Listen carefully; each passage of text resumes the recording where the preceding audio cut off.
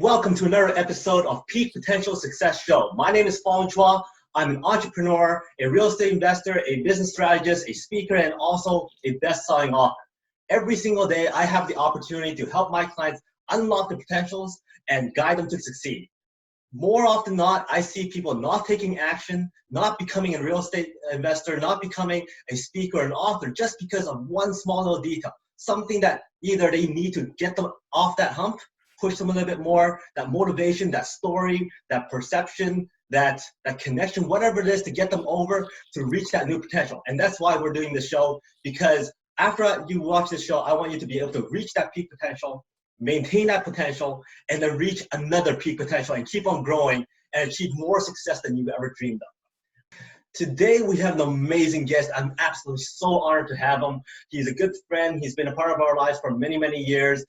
We've actually collaborated on a book together, and it's just always a great time to chat with him because he has a great positive attitude. He always has a smile on his face. He's a psychologist. He's an author of the book, The Me Factor. He's been seen on TV, and he's just been an amazing, amazing person to connect with, bounce ideas with, and it's an honor to have him on the show. Please welcome Dr. Ganz Ferrance. Welcome, Dr. Ganz. How you doing, Fong? Glad to be here. Thanks so much for having me on. It's always awesome to talk to you because you have this amazing smile that you put on everybody's face every time you meet somebody. So it's always a pleasure. Right on. Thanks so much. So just wanted to ask you, for those of us who don't know who you are and wants to know a bit about your backstory, can you kind of tell us, where did you start off? What did you do to become who you are today? A nice small question, hey? For me, I guess the journey started really the first time. I always had an interest in psychology. I always like to know how we worked as humans, right? What made us tick, how we were put together. And growing up in the family I grew up in, I actually saw a lot of things that were not working well, right? And most people's experience in growing up in their families, there's always something, right? I mean, there's the joke is, well, did you grow up in a dysfunctional family? Well, yeah, which family is not dysfunctional, right? So it's like, there's always something that we can learn. And I saw certain things. I said, well, I don't think this is the right way to do this or the best way to do this. And so I always wanted to know a better way. And that's always been just a bit of my personality makeup, always looking for a better way, whether it's relationships or thought process, mindset, communication, any of that stuff. And so I went into psychology, and being a young and gung-ho guy, I kept pushing and pushing and pushing, and I ended up burning myself out a couple times. And then I said, okay, well, again, there's got to be a better way. So I was able to come up with a whole system. This is what the book is based off of, the Me Factor system, to help me to avoid that burnout. But what I found was, it wasn't just helping me avoid burnout, it's actually helped me build my potential. You talked about potentials and getting to that peak. It actually helped put me in the right headspace and the right general state of being to be able to keep climbing that ladder and keep notching up to where I wanted to go. And then the other thing I found out was that more and more of my clients, just a huge percentage, probably like 95% or more, had some aspect of things in their lives that were out of whack with the system that I had developed for myself. And so I started applying it to my clients as well. And, they've had major success with it as well. So this is where that whole thing started. And so since then, so I've been in the psychology field for about 30 years now. I've been a registered psychologist or a chartered psychologist for about close to 25 years as well, and been in private practice during that time as well. And I've also been on the other side of the couch, so to speak. I've been a client of coaches and psychologists myself for about 30 years. And I would never stop doing that, because that's just one of my secrets to success, one of my secrets to be able to manage stress, keep me moving forward, and keep my head in the game. Right. And like they say, you have to be a product of the product. Yeah, I like that. Never heard that one before, but that's awesome. Yeah. So with this global pandemic going on and everything's on lockdown, there's a lot of stress going on. Mm-hmm. People are losing their jobs. There might be financial issues. One stat I kind of heard was that, there's a decrease in child abuse but in reality, it's probably an increase because they're all at home, and the people who are actually working with the kids during the day aren't there to actually report anything. So there's lots of issues that are actually happening that people aren't seeing, lots of stress, lots of frustration. So during this period of time, and I'm pretty sure that right now there's a lot of people talking to you about this kind of stuff, what's your recommendation to families and individuals who are going through a very, very tough time dealing with either financial issues, family issues, and just getting over that hump to deal with this whole thing that everybody is kind of affected by? Yeah, no, you're absolutely right. This is a very stressful time for everybody, and it's things that most people alive have never had to be through, had to go through before. You know, some of the older generation, if you're over like 90, or so I've heard of a guy who was like, I think it was 105, who went through the Spanish flu, went through World War II, and actually got COVID and survived that and came out the other end. Like, wow, okay, good for him. Got to get some of that juice. But yeah, most of us have never been through anything like this, and it is very, very, very stressful. Very stressful. It's scary. With most things that happen in the world up until this, there was always somewhere you could look and see that it was okay. Right now, there's nowhere like that. Everywhere is going through the same thing, and usually it's over there is where the problem is, but no, it's here and it's everywhere else. So there's a lot of uncertainty, a lot of lack of sense of control, lack of sense of normalcy that most people are going through. And then you throw on top of that people being isolated because they're quarantined, and then the economic uncertainty. And yes, it's a perfect storm of stress. So one of the things that I've been telling people across the board, and everything I tell people, I apply to myself too. Okay, is understand that because we've never been through this before, it is unusual and exceptional times. So it is important that you realize that you can count on unusual and exceptional responses from yourself and from those people around you. Most people, well, I've talked to a few of my colleagues, and they say we're anywhere between 25 and 50% off of our normal whatever, whether it's productivity, whether it's our way of focusing, whether it's our memory, volatile emotions. Everybody is going to be different than they are under normal circumstances. And I think it's important that we all understand that. So we cut ourselves some slack, and we also cut the people who are around us some slack as well, because it's very easy for us to misinterpret things or take things out of context, or just be so, the heat turned up so high that it's easy for us to react and make everything a lot worse right now. So that's the first thing, is cut yourself some slack. Understand that your response is going to be all over the place for right now. That's okay. It's normal. The second thing is, don't suffer alone though, right? This is a great time to reach out to somebody like myself or other licensed healthcare professionals in your area, or even sometimes even clergy or other people, other forms of support, because none of us can do this alone. And one of the hashtags, one of the themes that we keep hearing is, we're all in this together. We are all in this together. We're all going through the same thing. But we can also lean on each other. We can also lean on each other and share what's happening with us, share good stories, and also share some of the frustrations we're having, so that we don't have to carry them so much by ourselves. The third thing is, you want to limit your input of negative information, whether that's the news or difficult shows or social media. You definitely want to limit that right now, because there's a lot of stuff coming at us anyway, and it's just, there's tension in the air. So you don't want to have extra tension. You don't want to let extra tension in there. When this whole thing started, I made a conscious effort to cut down my consumption of that type of information. And I started adding a lot of comedies, and actually a lot of like nature documentaries and that sort of thing, right? To make sure that the mix was more manageable. And then, one of the last things I'll say about this is, if you're dealing with other people, let's say you're quarantined with other people in your family, or even if you're quarantined by yourself, whatever the change is, understand that it's okay and important and wise to step right into it and go directly to whoever you're dealing with and ask them what they need.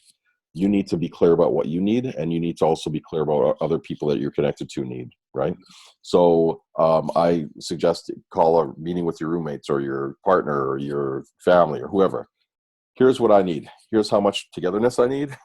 Here's how much apart, like isolation or individual time I need. And let's also figure out who's going to do what in the house. And let's write that down. Let's all make an agreement so we don't have this situation where we're all assuming somebody else is going to do something and it's not done, and then everybody's pissed off, and then we're off to the races with negative stuff, but then no one can escape because we're all stuck together. So we want to avoid that situation. So be direct, be deliberate, be I would say even explicit with the arrangements we make right now with the people that we're connected with. Yeah, I totally agree. During this period of time, I've been watching more comedies. I've been feeding myself with more positive stuff. I've been learning more things about business, just so that you can sharpen your mind a bit more and stay away from most of the negative news that's out there. But what's interesting.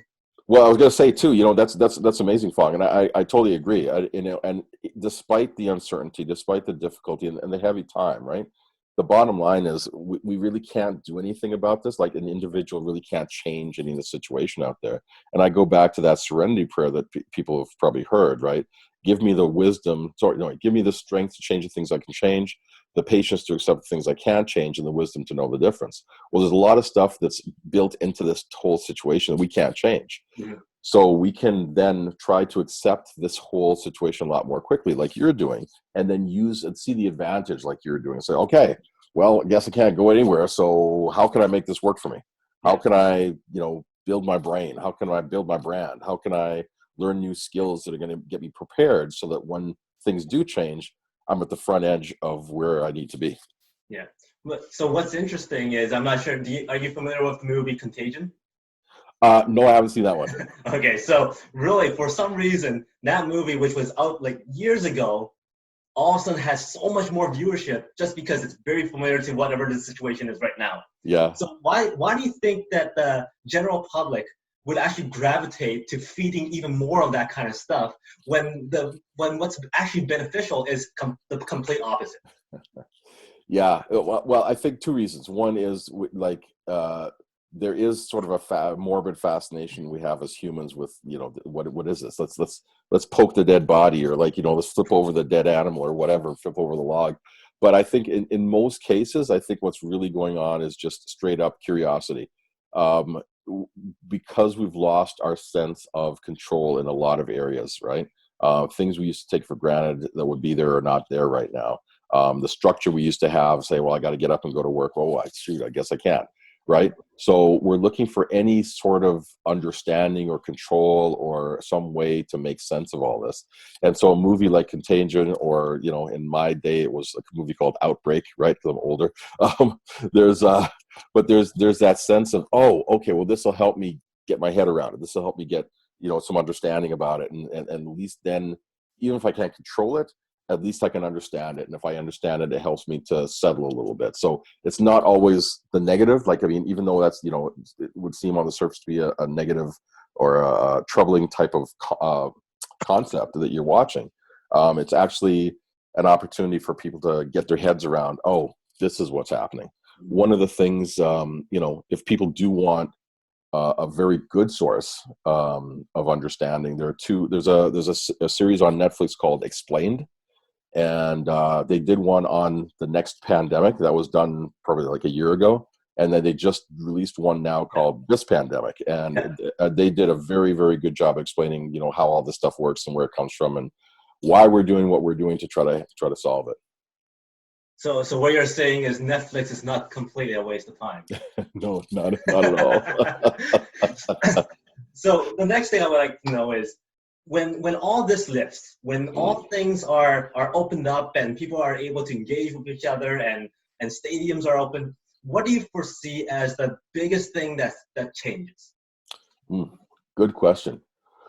Well, I'm hoping that we learn a few lessons from this whole experience, right? One is that it is important to prepare, and that if you look at countries or jurisdictions that have come through this fairly well, given the circumstances, they tend to be ones with a strong central government where people trust their leaders, and they are more or less proactive, right? There are systems put into place to handle this or other things that might go wrong. And so I'm hoping that people get that view loud and clear and support those types of structures in their society to make sure that we have all this stuff. It's kind of like a safety net for everybody. It's the same reason we buy insurance, right? We hope we never have to use it, but we pay into it. And if we need to, we're glad it's there. But, you still need to set the system up to make sure that it's there to be used when it comes up. But the other thing is, and I was talking to my daughter about this just this afternoon. This whole experience has given us, most people, an opportunity to slow down, right? And to some extent, even have a little bit of an awakening, a little bit of a midlife crisis, so to speak, where I'm not sure. I was going down this path and it seemed like a reasonable path, but I'm not sure anymore because everything can change in a moment, as we've all experienced, right? So let me really rethink this and be a lot more deliberate and conscious about where I want to go in the future. So I think that is something that's going to change. A lot of people are going to wake up because of having gone through this experience. And then I think also just there are a lot of things that we typically have taken for granted that we can now start to appreciate more directly. And so we appreciate them in terms of, wow, I'm so glad, this is here, right? But then also recognizing, there are certain things I used to do, or a certain way I used to be, and a certain way I used to go through life, which, I had that shut down for, 3 weeks or 6 weeks or 2 months or 4 months or whatever, and I'm still okay. So maybe it wasn't as necessary as I thought. So I really do feel that a lot of people are going to be much more mindful about how they spend their times, how they spend, plan their future. And I think there's going to be a fair bit of innovation that comes out of this time as well, because this is always what happens whenever there's a big crisis in the world or in parts of the world. A bunch of people come together and they say the necessity is the mother of invention. So I think we're going to see a lot of really cool innovation that comes out of this. Mm-hmm. Now, you mentioned before about this is the time to kind of do something new and build on that skill set. I'm sure as in your profession right now, you've experienced some changes as well. You've experienced some challenges reaching out to your clients or speaking to large audiences, which isn't possible anymore. But keeping yourself relevant and exposed out there so that people know what you're doing on all kind of stuff.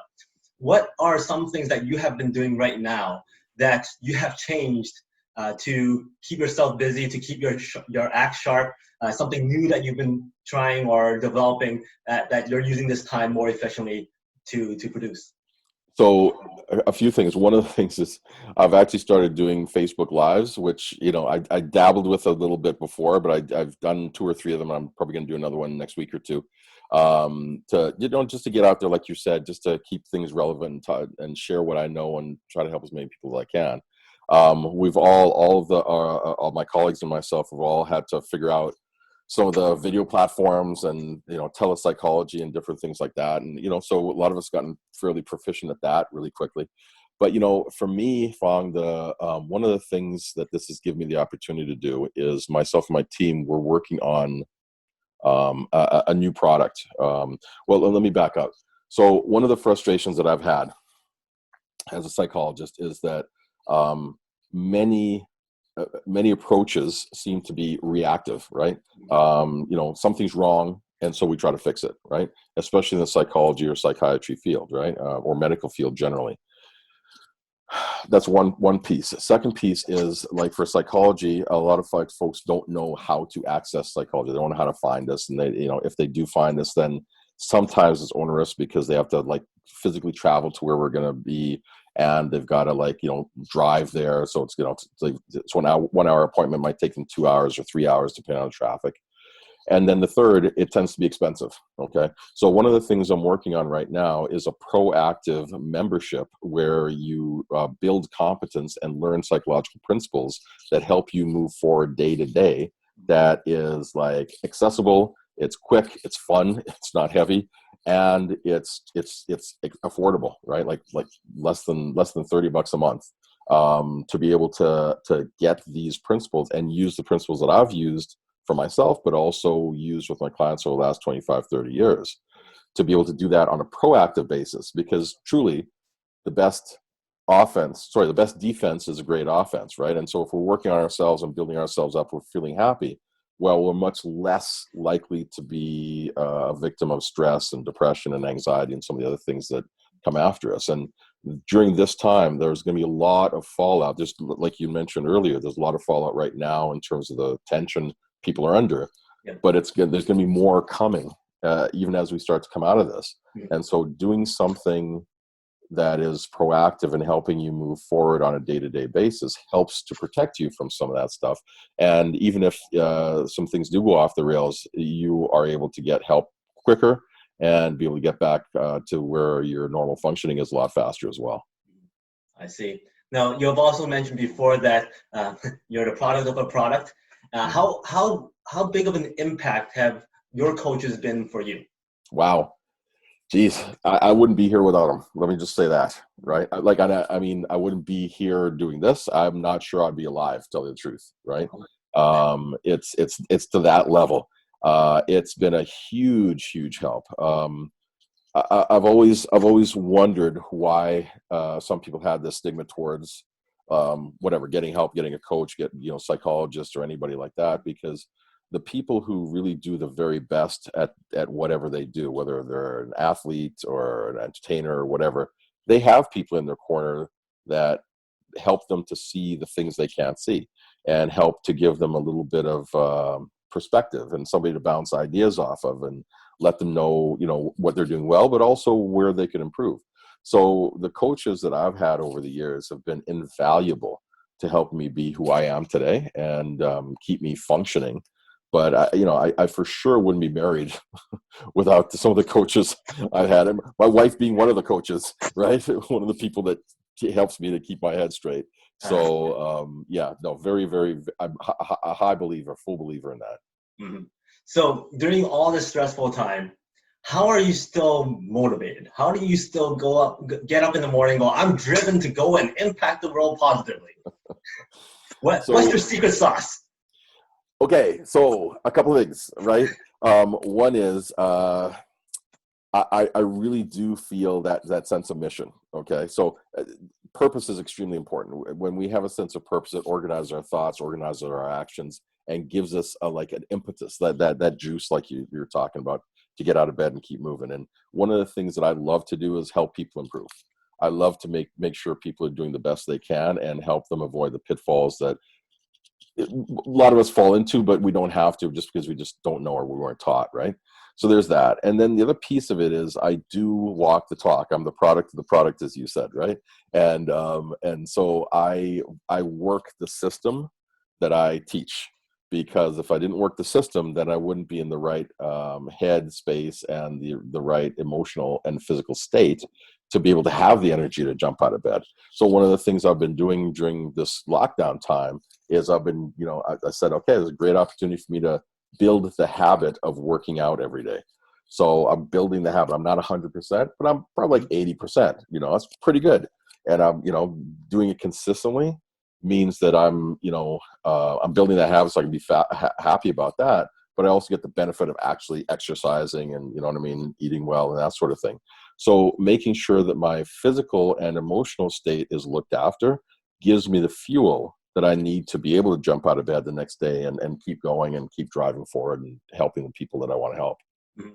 And when you talk about helping people, one of the ways that you're doing that is through your book, The Me Factor. Would you like to comment about your book? And then also, what's the next big thing for Dr. Ganz? All right. So, yeah, the book. So, yeah, it's this thing, or smaller version. So, yeah, the Me Factor. It is that system, and it's the subtitle is your systematic guide to getting what the hell you want. And this particular book is written for and to men, but the principles are universal. It applies across the board. But a lot of stuff out in the self-help world is written towards women or is just kind of neutral, right? And I thought it was really important to write something just kind of in guy language that people can kind of grab a hold of. And it's the nuts and bolts, really practical stuff that people can apply right away to help put them in that state so that they can be their best and they can pursue what is important for them. So I'm really happy with the book, but it's good. People have given me good feedback on it. I know you and Jessica have read it as well. Yep. So but more importantly, it's my guide. It's my guide. I read the book and I follow the principles to keep my head on straight, so I keep going the direction I want to go. And then the next big thing is really that membership program that I was talking about earlier, right? The proactive, cost-effective, systematic way of looking after yourself and getting all the principles that are in here broken down into a very user-friendly, easy, nuts and bolts, step-by-step process that people can apply to their lives every day to make sure they're on the right side of where they want to be and protect them from the stress, especially around this time, but even just regular work stress, family stress, teaching good communication, but getting all those principles in bite-sized chunks so people can really get their teeth into them and build the habit of moving forward little by little every day, instead of just sort of going through their life and then, kind of waking up at when they realize they've fallen into the hole. Right. Now, the next question is, the world is your stage right now. We have listeners from all over the world on this platform, and you get the opportunity right now to say your message to everybody in the world. What message would that be? The message, so the old story of Aesop's fable of the goose that laid the golden egg, right? The farmer he's poor and he has this goose. He doesn't know how he's going to make ends meet, but he goes out one day and he finds this golden egg. He's happy, but he gets greedy. So he doesn't want to wait day by day for the golden eggs. He goes in, he cuts the goose open to try to get all the golden eggs, right? Kills the goose, no more golden eggs. So my big message is, instead of killing the goose, my message is feed the goose, okay? Feed the goose that lays the golden egg. Make sure that you feed whatever system, whatever it is that's producing the good stuff in your life. For most people, actually for all people, the goose is you. You are the goose. You have to look after yourself. You have to feed the goose. If you're not feeding yourself, then everything you try to produce is not going to be as good, or it's going to take a lot more work, or it's going to stress you out and wipe you out. So we have to look after ourselves first. It's like when you're flying on the plane and the flight attendant says, if you're flying with somebody who needs help, if the masks come down, put your own mask on first, then help somebody else. So we have to look after ourselves. So my big message is feed the goose. Mm-hmm. Kind of difficult when that's my favorite dish is roasted goose. Well, you got to feed it before you eat it. Okay, So, I'll do my best. So now we're going to move into some quick questions just so that people get to know a little bit more about you. The very first question is, if there was a Ganzopoly game, which would be the 4 vehicles that represents your train stations? Whoa, okay. 4 vehicles. Okay, I'd go with a bicycle. Mm-hmm. Love that. There'd be a Tesla, the high-end one that goes super fast. I'd probably have a Hummer, right? An electric one if we can get one of those. and then probably a motorcycle. Okay. Yeah. Now, is there something that most people don't know about you? Something that's a little bit different and unique just for you? Okay, 2 things people might not know about me. One, I have a black belt in karate, and also I used to play the tuba. Cool. If you get an opportunity to go to any live concert in the world, dead or alive performer, which concert would that be? Prince. Ooh, good choice. If you were in the Amazing Race, mm-hmm. what event or activity would be, that's it, you're out? Oh boy. It'd probably be eating something disgusting or running for a very long time. I've got no stamina right now.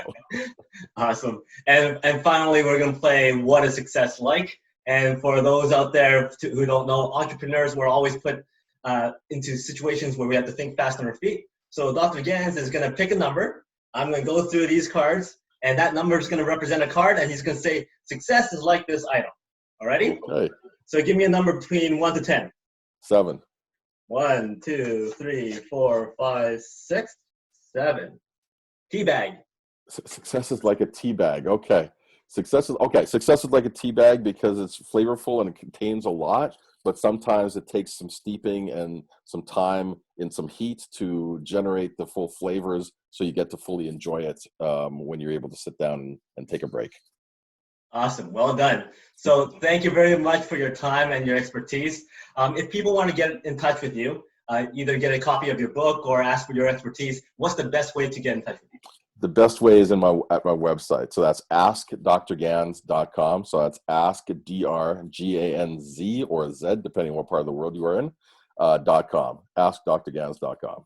Awesome. Well, once again, thank you very much for your time. Everybody remember, success is like a tea bag, as Dr. Ganz says. Now, thank you very much for watching this show, the Peak Potential Success Show. And until next time, today is the day to unlock your peak potential. We'll see you next time.